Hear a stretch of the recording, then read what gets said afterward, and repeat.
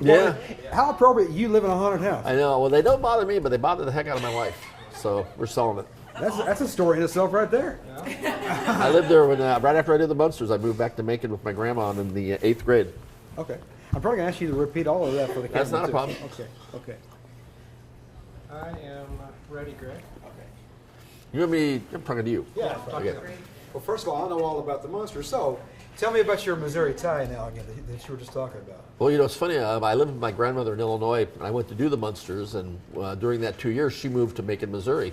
She was a big antiquer, and she bought this huge Queen Anne Victorian home to display her antiques, and I came back and went through the 8th grade with her, and I recently purchased the house. So I'm now a Missouriite. What's the proper? What is it? Missourian. Okay. Yeah. So you live in Missouri now? Part-time, yeah. Okay. I've had the house 3 years. My wife's from Florida, so we spend winters down in Florida. But I tour the country extensively doing shows like this. So where is Macon, Missouri? North Central, above an hour above Columbia. All right.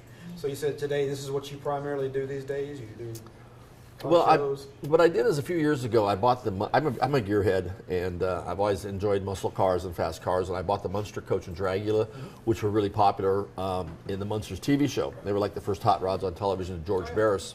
So now with the cars, I've sort of shifted gears, no pun intended, but I do a lot of automotive events. And we do Indy Racing League, drag strips, NASCAR, things of that nature. And occasionally we throw in a Comic-Con and something like that, which is why I'm here. Good. So I read online that you didn't really keep up with the cast members of the Munsters after the show went off the air. Well, when you're an 11-year-old kid, and by nature, television, you're together and you work very close for people for a few years, and then when the show's over, you pretty much disperse and go back to your own. Fred and Al were from New York.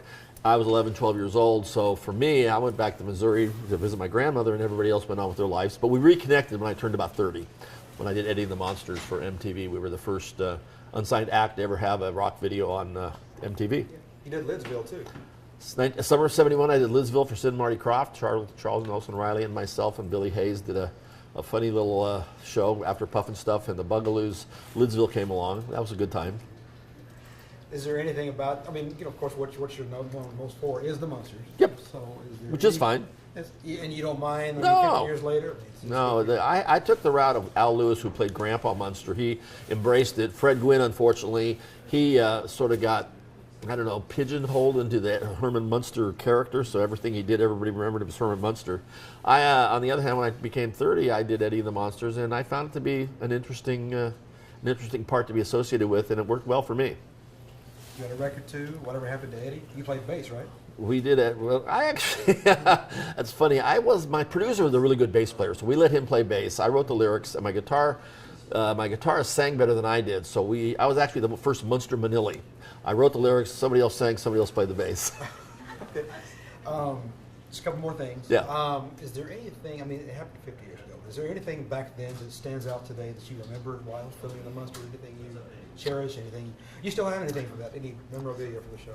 Well, the cars and Woof Woof, and I had some suits, but I auctioned those off years ago. But in my book, Munster Memories, it's interesting. They asked me, what's your favorite memory? Because the book was all about people's stories they'd shared with me. And I told them, I go, really, the Munsters was my job, and I enjoyed it. But my favorite memory was going out to the McHale's Navy Lagoon and hanging out with Ernest Borgnine, or having Alfred Hitchcock give me a ride to the commissary and seeing what was going on in the working studio when I had free time.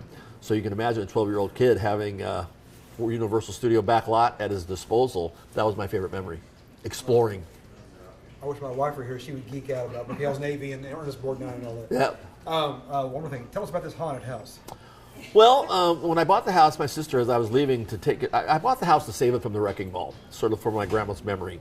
And I thought, with these cars that I have being in the middle of the country, it might work out well geographically to have a footprint somewhere in the center of the country. And as I was leaving to take possession, my sister says, say hi to the ghosts. And I go, what ghost? She goes, oh, the house is really haunted. Miss Ruby is the main ghost who takes care of everything. And I had no idea, because they've never approached me. But since I've owned the house, I've had several paranormal teams come through, and it's a very active vortex home with 13 resident ghosts and a lot of travelers that come through here and there that we have to run off. Occasionally we get an unruly, an unhappy entity, but mostly it's pretty good. Very ironic that you would live in a haunted house. And yeah, and anybody wants to see it, we have videos of our ghosts up on Munster's Events, which is our YouTube channel, and everything else that I do. Cool. Great talking to you. Thanks so much. Thank you, buddy. Appreciate your time. My pleasure. Thank you. That's great.